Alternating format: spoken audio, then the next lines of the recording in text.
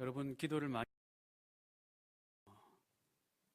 또 후원해 주시고 걱정해 주시고 해서 캄보디아에 우리 단기팀이 잘 다녀왔습니다. 다시 한번 감사의 말씀을 드리고 우리 다녀온 우리 지체들도 있는데 우리 앞뒤 좌우 서로 웃으며 눈 맞추며 한번 인사할까요? 만나서 반갑습니다. 은혜 많이 받읍시다. 오늘 우리 찬양대 시원 찬양대에 이 찬양을 듣고 있자니 갚을 길 없는 그 은혜의 도가니 속에 푹 빠지는 것 같네요.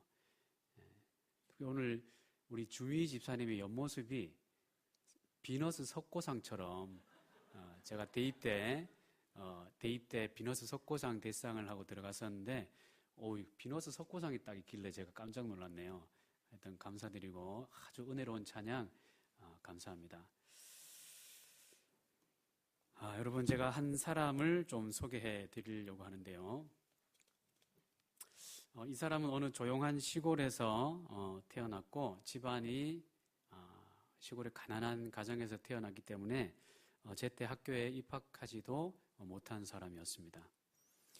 이 사람은 어릴 때 목사가 되기로 꿈을 가지고 결심을 하고 혼자 있을 때는 그 의자 위에 올라서서 마치 설교하는 것처럼 흉내를 내곤 했었죠.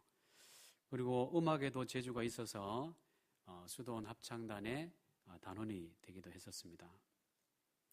이 사람이 14살이 되었을 때 아버지가 돌아가시고 나라의 전쟁이 닥쳐왔습니다.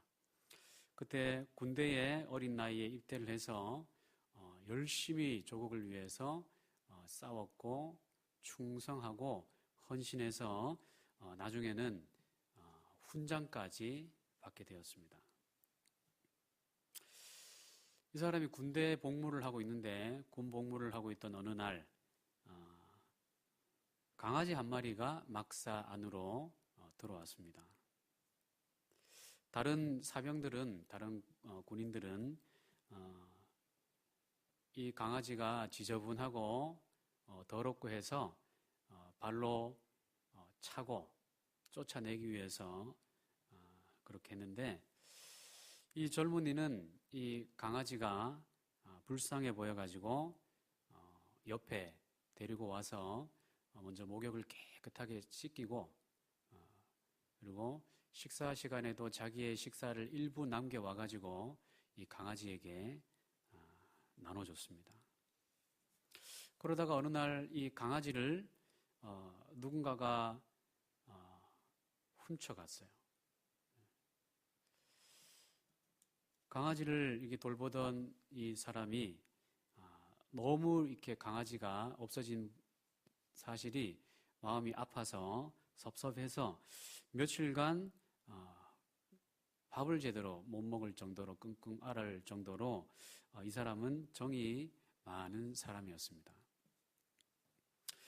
또 이 사람은 아이들을 참 좋아해서 막사 근처에 부대 근처에 민가에 있는 아이들이 놀러 오곤 했었는데 그 아이들에게 연을 만들어서 날리는 방법을 알려주고 이렇게 아이들을 위해서 헌신했습니다. 또 어떤 아이가 넘어져서 어떤 모서리에 머리를 쿵 하고 박아가지고 울고 있을 때 이 사람이 옆에 쫓아가가지고 어떻게 위로를 해줬냐면 자신도 엎드려서 그 모서리에다가 머리를 한번 쿵 살짝 박고는 아야 하면서 너도 아프지 나도 많이 아프다 하고 이렇게 그 아픔을 같이 공유하고 공감하고 위로해 줄 수 있을 만큼 인정이 많고 성품이 좋은 청년이었습니다. 29세가 되어서 군에서 제대를 했지만 이 청년은 계속해서 나라를 위해서 봉사하고 싶은 마음에 계속해서 힘없는 사람들을 돕고 또 앞장서서 사회를 위해서 일을 했습니다. 소송 또한 지극해서 어머니에게 친히 시를 이렇게 써서 그 시를 어머니에게 읽어줄 만큼 따뜻한 마음의 소유자였습니다. 그림을 잘 그려서 또 한때는 화가를 지명하기도 했었는데, 여러분, 그림을 잘 그리고 음악을 잘한다라는 것은 감수성이 좀 풍성하다는 것이죠. 그래서 그 시대에 유대인들이 심한 따돌림을 당하고 있을 때 이 감수성이 따뜻한 이 청년이 그 유대인들을 바라보면서 마음 아파했던 적도 있었습니다. 여러분, 제가 방금 소개해드린 이 사람, 어떤 사람 같아요? 좋은 사람 같습니까? 나쁜 사람 같습니까? 성품이 따뜻한 좋은 사람 같죠. 누가 봐도 이만하면 아주 좋은 사람이고, 이 청년의 옆에 자매가 없다면 중매를 서서 결혼시키고 싶은 신랑감 1등 후보 아니겠습니까? 따뜻한 마음에 부모님을 공경하고 또 이웃을 사랑하고 이런 사람이었던 것이죠. 근데 여러분, 이 사람의 실명을 알면 여러분 깜짝 놀랄 것입니다. 제가 방금 소개해드린 이 내용은 이 사람의 전기, 이 사람의 실제 자란 그 내용들을 기록한 책에서 발췌한 내용들인데요. 이 사람은 인류 역사상 가장 잔혹한 인물로 알려진 그 유명한 독일의 아돌프 히틀러입니다. 아돌프 히틀러. 수백만 명의 유대인들을 학살했던 그 살인마, 전범. 이 사람이 어린 시절 어떻게 자랐는가에 대해서 써놓은 전기를 보면 이런 기록들이 있다는 것이죠. 그러니까 아니 어떻게 이 아돌프 히틀러가 이렇게 따뜻한 마음을 갖고 있을 수 있을까? 여러분, 제가 앞부분에 소개해드린 이 따뜻한 청년, 마음이 너그럽고 관용이 많은 이 청년이 어떻게 사람을 산채로 가스실에 넣고 독극물을 주입해서 사람을 빈으로 만들어버렸던 아돌프 히틀러일 수 있는가? 이런 생각이 들지 않습니까? 그리고 오늘 본문의 주인공인 다윗도 구약시대에 성품이 좋기로 두 번째 가라면 서러운 그런 사람이었죠. 다윗은 구약에서 가장 탁월한 성품을 가진 인물로 꼽히는 사람입니다. 다윗은 그 탁월한 인품이 이웃을 향해서 정말 이 고결하고 관대함을 갖춘 사람이었습니다. 다윗의 이 탁월한 이 인품은 자신을 죽이려고 온 군대를 동원해서 자신의 충성심과 자신의 신의를 송두리째 빼앗아가 버리고 자신의 생명까지도 노리고 있는 이 사울 앞에서 이 다윗의 이 고상한 성품이 드러나게 되죠. 사울 왕을 죽일 수 있는 찬스가 두 번 다윗에게 있었습니다.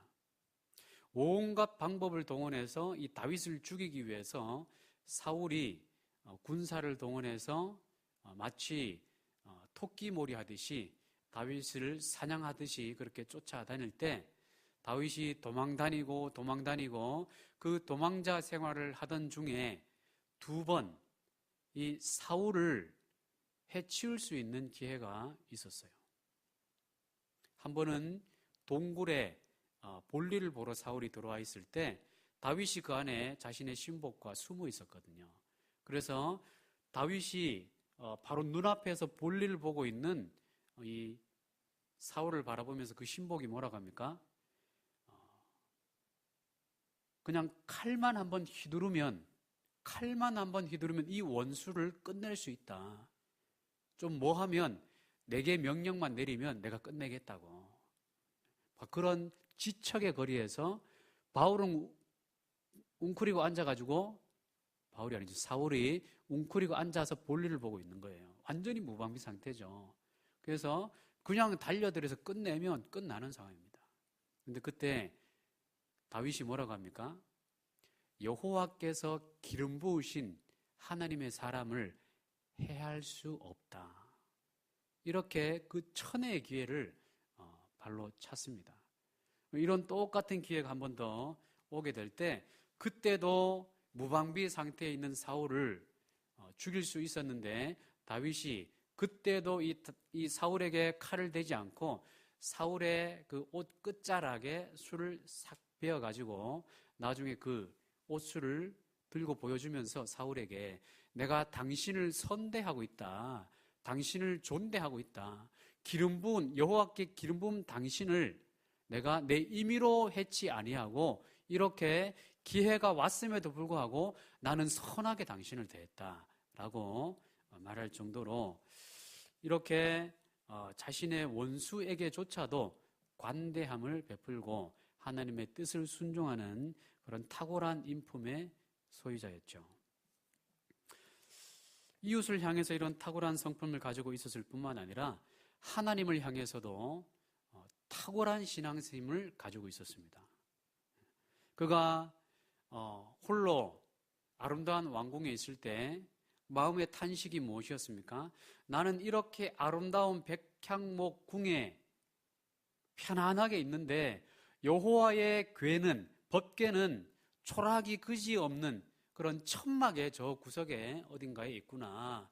이것을 마음 아파하면서 하나님 앞에 내가 하나님의 집을 짓게 해달라고, 성전을 짓게 해달라고 그렇게 마음에 소원할 뿐만 아니라 저 멀리 떨어져 있는 법궤를 다윗성에 가장 먼저 왕위로 옹립이 되고 난 다음에 이 법궤를 가장 먼저 다윗 왕궁에 모셔옵니다.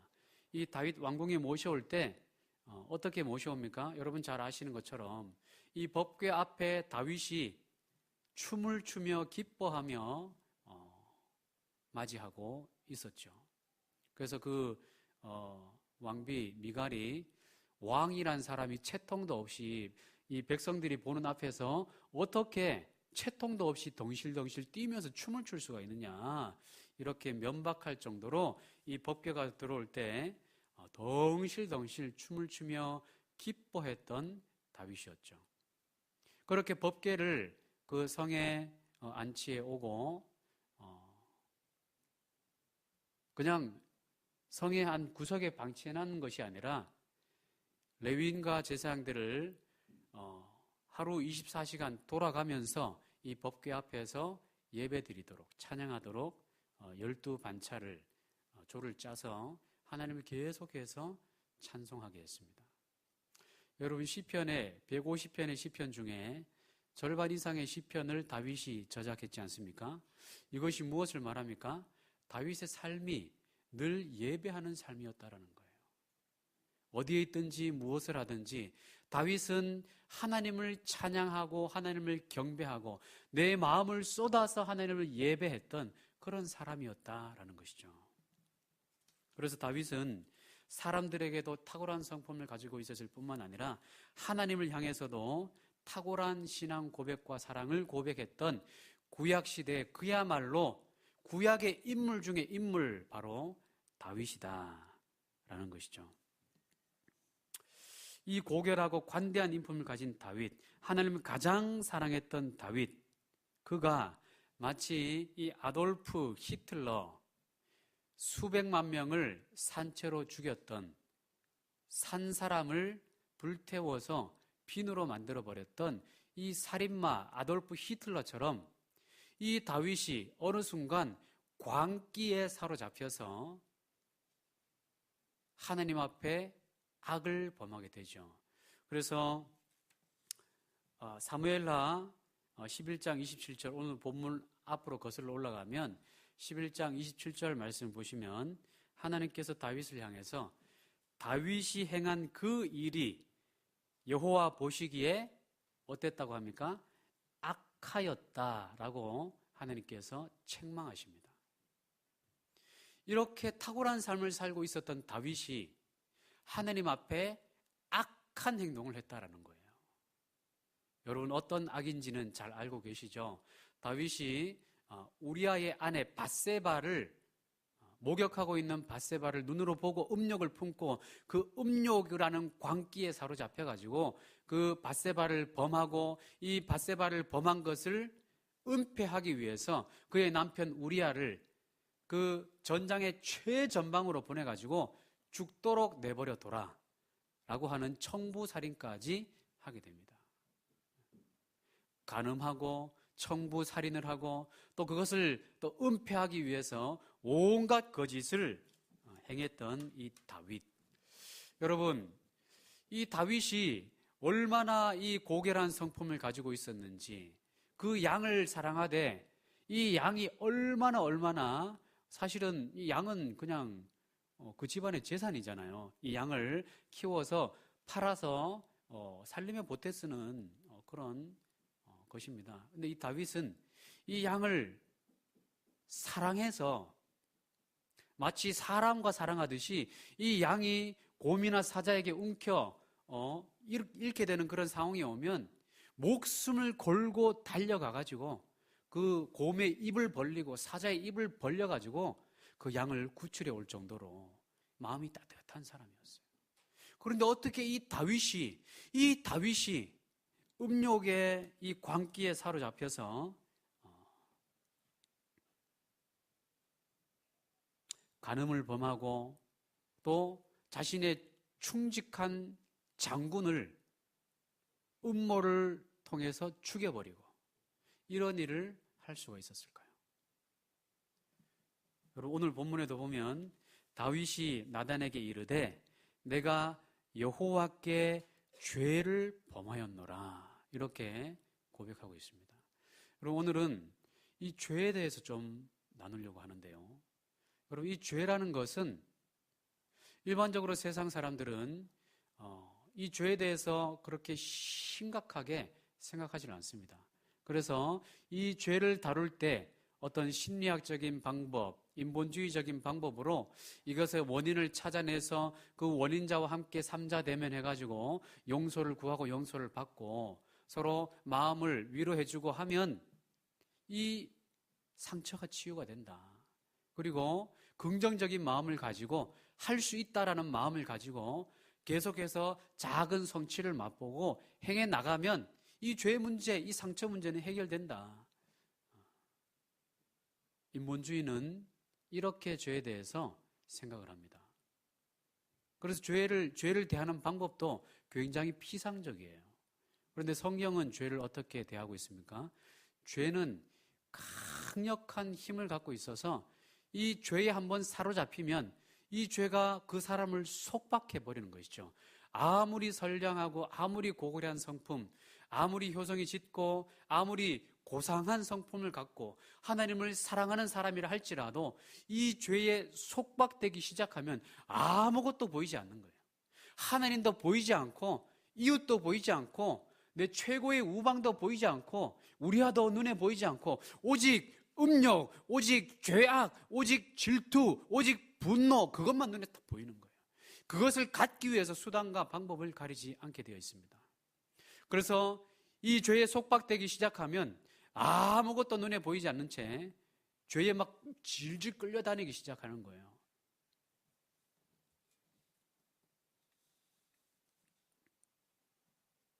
결국에는 죄가 원하는 바를 끝까지 한번 가보자, 끝까지 가보자 해서 다윗은 결국 밧세바를 범하게 되었고 끝까지 가보자 하면서 그 밧세바의 남편까지도 청부해서 살인해버리는 이런 데까지 달려가게 되죠. 그 순간까지도 다윗은 아무렇지도 않았습니다. 그냥 양심의 일부 가책만 있을 뿐이었겠죠.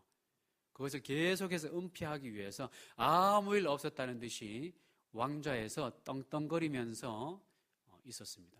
나중에 이 하나님께서 나단 선지자를 보내가지고 이러이러한 욕심쟁이가 있습니다 라고 우회적으로 어떤 사람을 지목할 때 그때까지도 이 다윗은 그것이 자신을 향한 하나님의 죄를 지적하는 메시지인 줄 모르고 펄쩍펄쩍 뛰면서 이 악한 놈이 도대체 누구냐? 이 놈의 이름을 나한테 구하라. 내가 이 놈을 당장 죽여버리겠다. 이렇게 악독한 놈이 어디 있느냐? 길길이 날뛰죠. 그때 나단 선지자가 뭐라고 합니까? 이 악독한 놈이 지금 왕이 죽여버리겠다라고 길길이 날뛰며 지목하고 있는 이 악독한 놈이 바로 당신입니다. 라고 정곡을 찔러버린 것이 오늘 본문 앞에 나오는 내용들입니다. 다윗이 양심을 가리우고 죄에 속박이 되어서 달려갈 때까지 달려가서 온갖 악행을 저지르고 그나마 하나님께서 나단 선지자를 보내가지고 그 죄를 딱 지적할 때 다윗이 그 자리에서 꼬꾸러져서 내 죄를 인정합니다 라고 하는 것이 오늘 본문의 다윗의 고백이다라는 것이죠. 여러분, 오늘 이 본문을 통해서 말씀드리고 싶은 것은 뭐냐면 죄라는 것은요, 그냥 죄는 그냥 우리의 연약함입니다. 우리의 부족함입니다. 좀 이렇게 격려해주고 위로해주면 이건 해결되는 문제입니다. 이 정도로 우리가 죄를 다루어서는 안 된다라는 부분을 살펴보기 위해서 오늘 이 본문을 살펴보는 겁니다. 여러분, 아까 제가 예로 드렸던 아돌프 히틀러도 과거에는 목회자가 되고 싶어 했던 사람이었어요. 하나님을 사랑했던 사람이었습니다. 이웃을 사랑했던 사람이었어요.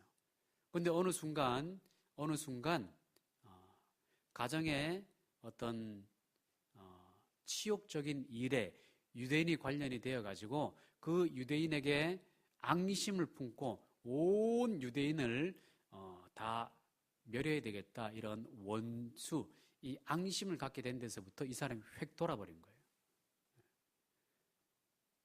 죄가 그를 장악하기 시작한 거죠. 분노의 마음, 저주의 마음, 이 사단이 심어주는 죄된 마음이 내 생각 속에 들어올 때 그것을 다스리지 못하고 그 죄에 완전히 속박되어 가지고 이 아돌프 히틀러는 온 유대인들 눈에 보이면 그 자리에서 다 싸그리 감옥에 가둬버리고 산채로 송장을 만들어버리는 일을 했다라는 것이죠. 다윗도 사단이 심어준 이 음욕이라는 죄를 다스리지 못하고 끊어내지 못하고 그 음욕을 취했을 때 이 온 마음이 사단에게 온전히 속박되어 가지고 그것을 다스리고 그 내 자신을 어떤 추스릴 수 있는 마음을 완전히 상실한 채로 사단의 종이 되어 버렸습니다. 여러분, 이 죄는 그냥 뭐 한 번의 실수지, 그냥 넘어가면 돼, 좀 이렇게 합의 보고 그냥 위로해주고 넘어가면 돼 하는 정도로 넘어갈 수 있는 성격이 아닌 거예요. 이것은요, 이 죄악이라는 것은 그 고결했던 이 다윗, 그 고결했던 성품을 가지고 있던 아돌프 히틀러라는 사람의 인생을 송두리째 그냥 넘어뜨리는 엄청난 파괴력을 가지고 있는 거예요.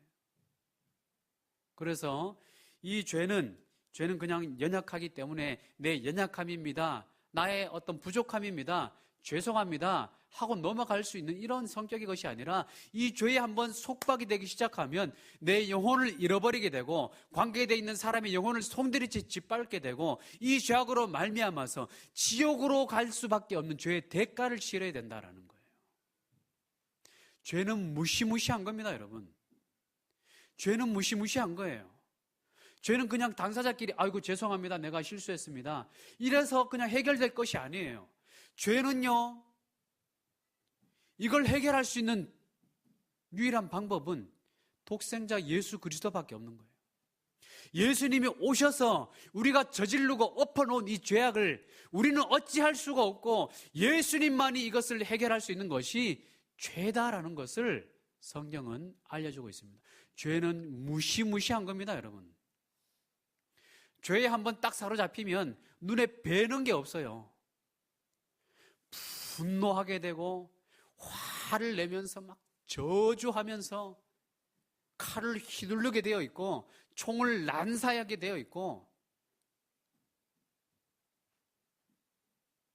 총 맞은 사람만 죽을 뿐만 아니라 총을 쏜 당사자의 영혼도 파괴시켜버리는 것이 죄악이다라는 거예요. 죄가 얼마나 무시무시한지 모릅니다. 이 죄는 강력해서 아무리 다윗과 같이 탁월한 성품, 탁월한 신앙을 가지고 있어도 장악하기 시작하면 답이 없는 거예요. 다윗이 이 무시무시한 죄에 속박이 되어서 넘어져서 자신의 영혼도 하나님 앞에 죽어버리고 밧세바의 영혼도 죽어버리고 우리아는 영육간에 아예 죽여버렸고, 여러분 이 사건 때문에 나중에는 어떤 일이 일어납니까? 다윗 왕조에 피바람이 불게 됩니다. 여러분 죄는 아이고 죄송합니다, 내가 실수했습니다 라고 해서 덮고 넘어갈 수 있는 성격이 아니에요. 인간적인 차원에서 그냥 이거 이 정도로 뭐 합의금 주고 끝낼 수 있지 않습니까? 그렇게 해결될 문제가 아닙니다. 죄는요, 하나님께서 어떻게 다루시냐면 성경이 하나님을 향해서 계시해주는 가장 중요한 메시지가 뭡니까? 하나님은 어떤 하나님? 거룩하신 하나님이시다라는 거예요. 성경이 계시하는 하나님은 거룩하신 하나님이시기 때문에 이 죄를 그냥 덮고 넘어가시지를 않아요. 하나님은 다윗이 되었다 하더라도, 다윗이라 하더라도 이 죄를 그냥 넘어가지 않으시고 그 죄에 대한 책임을 반드시 물으신다는 거예요. 죄에 대한 대가를 반드시 치러야 된다라는 것이 이 죄의 무시무시한 점이라는 것이죠. 물론 오늘 본문에 보면 나단이 다윗에게 말하되 여호와께서도 당신의 죄를 사하셨나니 당신이 죽지 아니하려니와, 이렇게 하나님의 무궁한 은혜를 선포하고 있습니다. 다윗이 하나님의 이 보내신 선지자 앞에, 죄를 지적하는 선지자 앞에 즉시로 무릎을 꿇고 내가 죄를 지었습니다. 하나님, 내가 죄인입니다. 내가 잘못했습니다. 나를 용서해 주세요 라고 했을 때 하나님께서 긍휼한 은혜를 베푸셔서 그의 목숨을 취하지는 않으세요. 그런데 여러분, 목숨을 취하진 않았지만 거룩하신 하나님께서 사랑의 하나님이신과 동시에 공의로우신 하나님이시기 때문에 다윗이 지었던 이 죄에 대한 책임을 그 집안에서, 그 왕조에서 계속해서 갚아 나가도록 하세요. 아돌프 히틀러라는 사람의 이 죄악 때문에 수백만 명의 유대인 그리고 수천만 명의 애꿎은 그 유럽의 사람들이 죽지 않았습니까? 다윗의 이 죄악 때문에 다윗 왕조의 수많은 사람들이 죽어나갑니다. 다윗의 죄악 때문에. 하나님께서 이 다윗의 죄 때문에 다윗 왕조와 관계된 사람들의 죄를 그 시대에 포함되어 있는 그 동역자들에게 물으신다는 얘기예요. 그래서 죄는 얼마나 혹독한지 몰라요. 죄는 혹독합니다. 죄는 이 사람들의 생명까지도 대가로 하나님께서 찾으실 뿐만 아니라 그 사람의 다윗 당사자의 영혼을 하나님께서 찾으실 때, 다윗이 오늘 은혜를 입은 건 뭐냐면 그가 진정성 있게 진심으로 하나님 앞에 내 자신의 죄악을 하나님 앞에 고하면서 나아갔기 때문에 하나님께서 그에게 긍휼을 베푸신 거예요. 똑같은 일이 본문 조금 더 올라가면 사울에게 있었어요. 사울이 하나님을 등한시하고 하나님의 영광을 드러내지 않고 전쟁에서 이겼을 때 하나님의 은혜로 이긴 것이 아니라 내가 잘해서 이겼다라고 자신의 기념비를 세우잖아요. 사울의 이름을 세워서 기념비를 세웁니다. 그리고 이 선지자를 기다리지 않고 제사를 자신이 직접 집전해서 제사를 지내요. 하나님 앞에 월권했죠. 예배를 더럽혔어요. 그러니까 이 죄를 사무엘 선지자가 물었을 때 어찌 이런 악을 행했습니까? 라고 했을 때 사울은 다윗과 같은 반응을 보이지 않았습니다. 사울은 계속해서 변명했어요. 이 백성들이 하도 아우성을 쳐서 내가 어쩔 수 없이 이랬습니다. 백성들이 이 좋은 것은 좀 남겨두고 하나님 앞에 예배드리면 좋지 않겠습니까? 라고 하는 바람에 내가 어쩔 수 없이 좋은 것 일부를 남겨서 제사 드리려고 했던 거예요. 이렇게 변명했어요. 그런데 변명으로 일관했던 이 사울은 하나님 하나님의 죄에 대한 사하심을 받지 못하고 하나님 나라의 무대에서 내침을 당하게 되죠.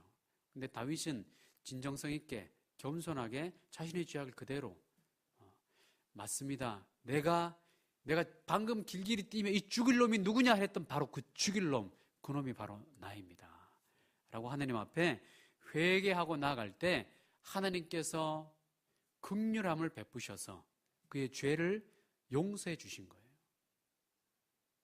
여러분, 이 죄의 용서는 오직 하나님만이 하실 수 있는 거예요. 우리 사람들끼리 그냥 이 정도 선에서 합의 봅시다. 내가 합의금 이만큼 줄게요. 한다고 해서 사람들은 죄가 다 없어진다고 생각해요. 성경은 그렇게 말하지 않습니다. 성경은 하나님 앞에 죄사함을 받아야 된다 이렇게 말씀하세요. 죄악이 너무나 강력해서 신약시대의 사도 바울은 이렇게 고백했죠. 내가 원하는 바 선은 행하지 아니하고 도리어 원하지 아니하는 바 악을 행하는도다. 죄악이 너무나 강력해서, 이 죄의 세력이 너무 강력해서 사도 바울과 같은 탁월한 사람도 계속해서 마음속에 이 악한 것이 자신을 속박하고 있다 이렇게 고백하고 있다는 것이죠. 신약시대에 가장 이 율법에 탁월했던 사람, 바리새인 중에 바리새인, 이 바울이 이런 고백을 했다라는 것이죠. 여러분, 우리의 모습은 어떻습니까? 구약시대에 다윗이 죄에 속박되었고 신약시대에 바울이 죄에게 속박되었다면 오늘 우리의 삶은 어떻습니까? 때때로 우리는 시기에 눈이 멀고 질투에 눈이 멀고 분노하고 저주하고 자동차를 타고 가면서도 깜빡이 이렇게 신사적으로 들어오지 않으면 어떻게 해요? 욕을 하고 쌍라이트를 막 레이저 빔을 막 쏘죠. 저도 가끔 그래요. 저런 X 쌍라이트 막. 그러면 제가 어이쿠 이게 무슨 목사가 뭐 이래? 막 이렇게 택시 아저씨들, 버스 아저씨들 시간이 촉박하니까 막 이렇게 끼어 들어오잖아요. 그러면 저런 XYZ 깜짝 내가 저 앞에 가가지고 내가 감놔두나 봐라 하면서 꽉 밟아가지고 이럴 때가 얼마나 많았는지 몰라요. 죄에 막 사로잡히면 눈에 보이는 게 없는 거예요. 그러면서 온갖 악한 욕을 쏟아붓고 저주의 말을 쏟아붓고 막 이 쌍라이트에 좀 살상용 이 레이저가 장착되면 좋겠다 막 이런 생각하고 미사일 좀 그래서 클락션을 좀 더 센 걸로 바꿀까, 총소리 나는 걸로 좀 바꿀까, 다다다다다 이런 소리 나는 걸로 막 악한 마음이 막 드는 거예요. 좀 정신을 차리고 나면 와, 이 악한 놈이 바로 너다. 너 이 악한 놈아, 바로 너가 악한 놈이다. 죄에 사로잡히는 건 눈에 보이는 게 없는 거죠. 하나님은 우리 인생이 이런 죄의 속박이 되어서 서로 저주하고 서로 죽이고 서로 욕하고 이런 인생, 우리 인간들 차원에서는 이거 우리의 연약함 때문에 우리가 실수해서 이런 거 아닙니까? 내가 좀 위자료 드리겠습니다. 합의금 드리겠습니다. 우리 그냥 합의 봅시다. 우리 인간들 차원에서 이렇게 넘어가는 이 죄의 문제를 하나님께서는 어떻게 다루신다고요? 죄 지었으면 지옥 가야 하는 거예요. 죄 지었으면 지옥 가야 하는 거예요. 우리끼리 그냥 세상 모르고 우리끼리 합의 보고 끝 이렇게 하지만 하나님은 딱 펼쳐놓으시고 이 죄악을 가지고 하나님의 심판대 앞에 오면 다 그냥 지옥행. 너는 지옥행. 너 클락션으로 총 쏜 놈이네. 너 지옥. 하나님을 멸시한, 하나님의 형상으로 지음받은 나의 사람들에게 손가락질하고 멸시했던 죄를 지었구나. 너 지옥이야. 이 죄악이 얼마나 무서운 죄악인지 모르는구나. 지옥이야. 그런데 하나님께서 이런 죄 가운데 속박된 우리를 살려내시기 위해서 예수 그리스도를, 하나밖에 없는 아들 예수 그리스도를 이 땅에 보내주셨다라는 것이죠.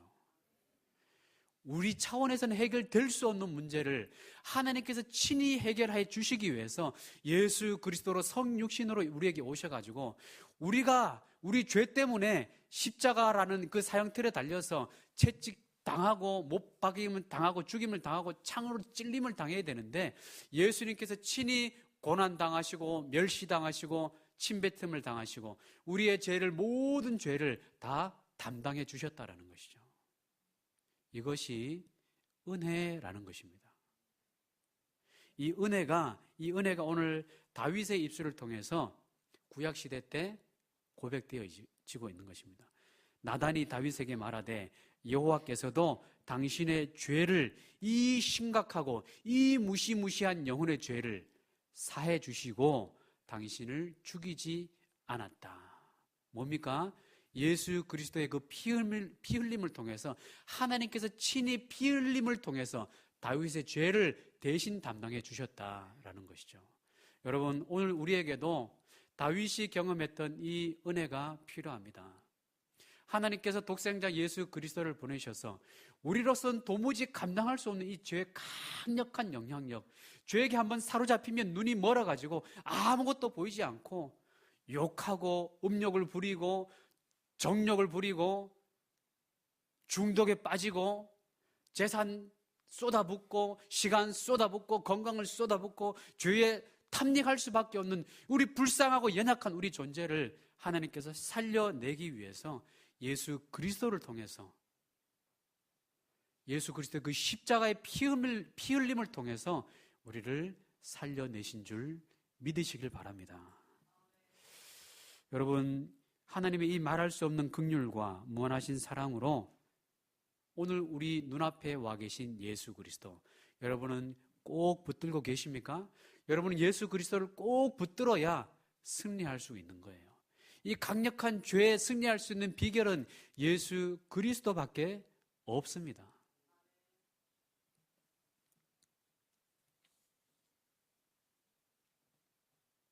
여러분, 인생의 모든 문제를 한번 생각해 보십시오. 다 죄로 점철되어 있지 않습니까? 인생의 모든 문제들은 그 중심에 죄가 있어요. 죄. 그리고 이 문제에 대한 유일한 해결책은 성경은 뭐라고 선포합니까? 모든 인생의 문제의 해결책은 예수 그리스도다라고 성경은 선포하고 있습니다. 십자가에 못 박히신 예수 그리스도께서 우리의 모든 연약함과 우리가 죄로 딱 사로잡혀서 눈이 멀 수밖에 없는 우리를 딱 사로잡으시고 죄를 그 십자가로 깨트려 주시고 내 자녀라고 선포해 주시고 성령으로 기름 부어 주시고 죄를 이길 수 있는 능력을 우리에게 부어 주시는 것이죠. 이것이 얼마나 놀라운 은혜입니까? 죄가 넘치는 곳에 은혜가 더하다라는 사도 바울의 고백이 바로 그런 고백이 되는 것이죠. 여러분, 말할 수 없는 이 은혜에 여러분 어떻게 반응하고 있습니까? 여러분, 이번 한 주간에도 이 강력한 죄의 영향력이 저와 여러분을 향해서 총 공세를 펼칠 것입니다. 하나님을 주목하지 못하도록, 하나님 외에 다른 것을 예배하도록 여러분의 마음에 온갖 것을 막 공격해, 그리고 도로를 위해서 사람을 저주하게, 또 다른 사람의 어떤 관계 속에 있는 사람을 질투하게 하고 저주하게 하고 미워하게 하고 분내게 하고 사리를 가지게 하고 정욕을 가지게 하고 이런 온갖 죄악으로를 공격할 때 여러분, 그때 십자가에서 우리의 죄를 위해서 피 흘려 죽으신 예수 그리스도를 기억하시길 바랍니다. 그 예수 그리스도의 그 십자가의 그 피 묻은 그 손을 기억하시고 그 능력의 그 손을 꼭 붙드시고 죄의 세력을 이기시는 여러분 모두가 되시기를 예수님의 이름으로 축복합니다. 아멘.